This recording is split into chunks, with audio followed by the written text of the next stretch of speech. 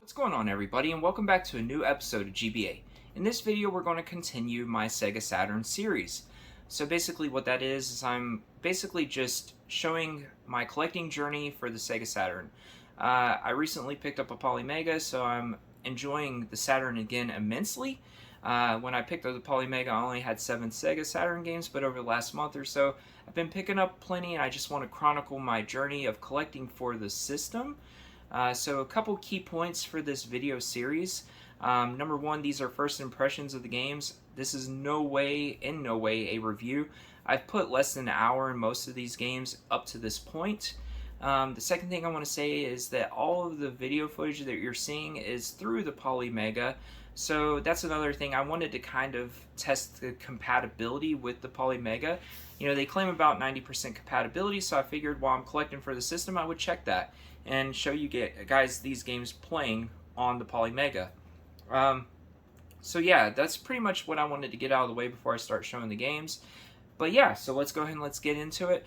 The first few games are games that I probably would not recommend too much. You probably won't see video footage of the sports games necessarily. But yeah, the first game up, we have NBA Live 97. So I'm going to point out real quick at this stage in the video that most of these games you're going to be seeing are disc only. I got a great deal on a lot of disc only Sega Saturn games, and it was just too good to pass up. Basically, I got 12 games for $50 shipped, so I figured that was a stellar deal, and I just picked that up. For those of you that don't know, I do not mind having loose discs in my collection. As long as I can print out some artwork and put them in a DVD case, I'm happy. But yeah, back to the game. NBA Live 97. The Polymega had a little bit of trouble playing this game. As a matter of fact, the first time I tried, it would not play this game. But the second time I loaded it up, it started just fine. There was a little bit of visual glitching in the menu system, but once I got into the gameplay, it was perfect. This game is not impressive. I mean, to me, it doesn't look much better than anything that a 16-bit system could do. The scaling was okay in this game, but that's pretty much about it. It's not a bad basketball game. I was enjoying myself with it overall, but would I recommend it? Not necessarily. It's just not that good. I would much rather play a more recent basketball game. But yeah, NBA Live 97, still happy to get it and add it to the collection. Might as well show you guys the discs so you can see those, since obviously I don't have the actual cases. Alright, so next up, another sports game. We have World Series Baseball,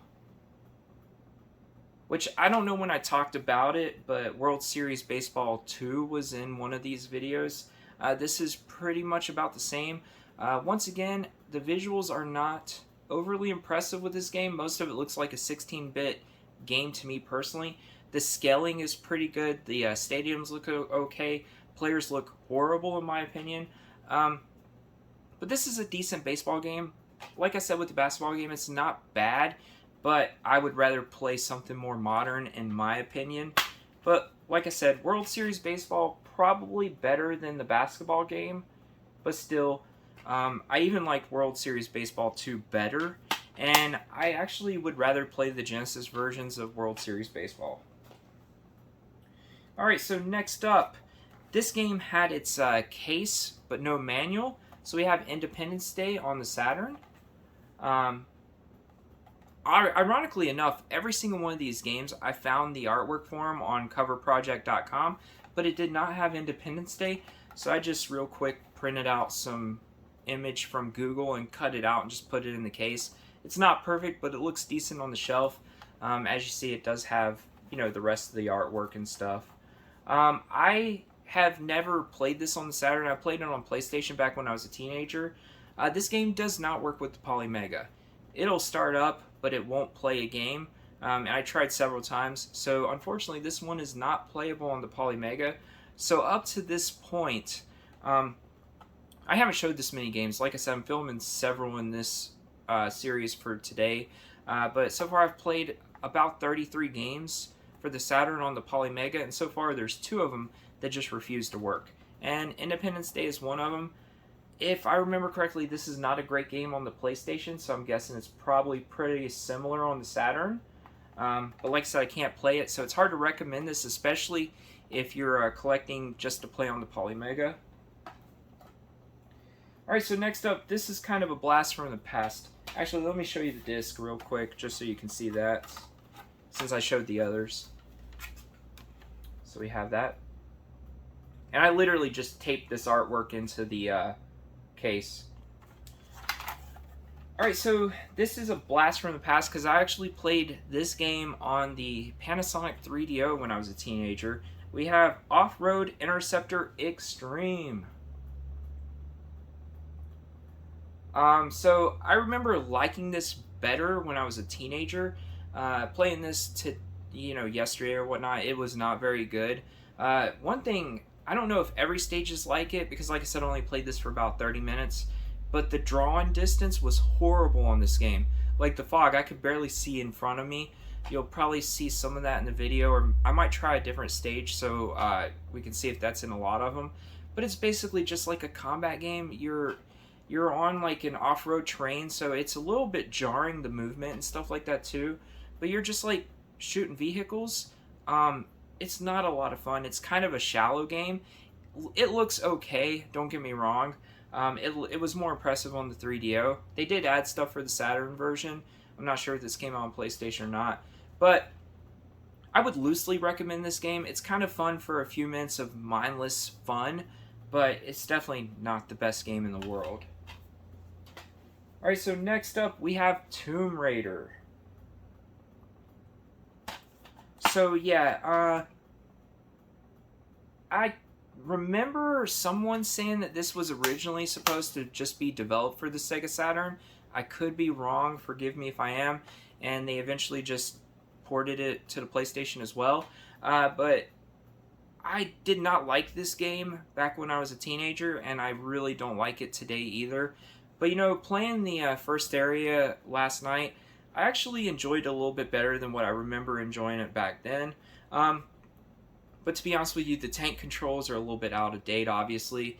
And just, this game has a lot of weird trial and error to it. Figure out what you're supposed to do, pull these levers to open this up, and I just can't really get into that too much. It's a very slow-moving game, at least early on. You're basically, the only combat I saw for about 30 minutes was shooting some dogs and some bats, I think. But, it's not bad, and I actually think it looks pretty decent on the Saturn. I think I actually like this better than the PlayStation version, but then again, I haven't played the PlayStation version in a long time. But I would loosely recommend this if you like puzzle adventure games with light action elements, I guess you could say. But I just love the tagline on the back of this. It says, sometimes a killer body just isn't enough. So yeah, that's a little bit weird, but still loosely recommend. But like I said, I just never was really fond of these games to begin with. And since I forgot, I will show you guys the disc for OffRoad Interceptor Extreme. So yeah, so those two guys out of the way. Now we'll get to the final two games in this video, and the ones that I would recommend strongly, I guess you could say. The first one is Sega Rally Championship. So yeah, Sega Rally Championship is a fantastic arcade rally racing game. So I actually play the Sega Rally arcade games a lot on my actual arcade racing cabinet over here. But the Saturn version is very, very good. The draw-in distance is really good. The game looks really good. It's got a lot of really cool textured polygons and stuff like that. It's one of the better looking Saturn games I've played recently, and it plays phenomenal. I absolutely love this game. I would highly recommend this if you guys like arcadey style racing games, especially like different racing on different terrains and stuff like that. It's a whole lot of fun. Not much to say. I'm sure you guys know a lot about Sega Rally racing anyway, but love this game. Definitely recommend it. And it's not an overly expensive game. Even complete, you can get it for about 30 bucks. So last up, we have the game that I enjoyed the most out of these 7 games. And that's saying a lot because I do like Sega Rally a lot. But we have Fighting Vipers. So yeah, kind of like Sega Rally, I've played the arcade version of this game a lot. I want to say it was a Model 2 game, if I remember correctly. But this game is fantastic. You know, a lot of these like early 3D fighting games didn't have a whole lot of detail and stuff like that. But this game, they actually fit a lot of detail on these characters, a lot of colors. The polygon count looks decent on the characters. Even the areas that you fight in are pretty cool. You're fighting in cages mostly, but the visuals on the outside of the cages are pretty neat. It's got some really cool rotation effects and stuff like that. But I really like the characters in this game. I like the mechanics in this game. It's just a really fun game. I don't really know how to explain it any better than that. It's just a really good early 3D fighting game. I'm sure you guys will see some gameplay here, but I strongly suggest picking this up if you own a Saturn. And once again, like I said, I got the loose disc of this, but you know, it's not overly expensive to pick this game up complete either. But yeah, that is probably going to do it for this video, guys. I just wanted to show these 7 Sega Saturn games that I recently added to my collection. And like I said, I'm going to film another one of these right after this. But, you know, getting these loose disc games for, you know, 12 of them for $50 was a great deal. Independence Day wasn't part of that.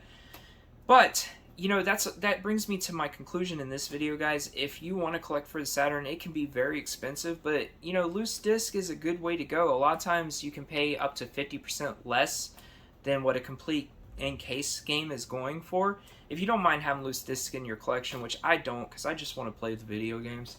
But, guys, what do you think about these 7 Sega Saturn games? Do you own any of these? Are you looking to pick any of these up? What was your favorite game in this lot? You know, I would love to have a little bit of a conversation with you guys about the Sega Saturn. And I hope you're enjoying this series of videos. I'm going to try to put all these in a playlist. So if you missed any of the previous ones, you know, maybe find that playlist and watch them. But yeah, I'm just enjoying collecting for the system, and I hope you guys are enjoying watching. But that's probably going to do it. But first I want to say thank you so much. I appreciate you guys. Always have, always will. If you know somebody that might like these kind of videos, share it around. I'm always looking to grow a channel a little bit. But for now, guys, probably going to go open up some boxes, maybe play some video games, try to enjoy the rest of my evening. Hope you do too. So until next time, everyone, I'll see you later.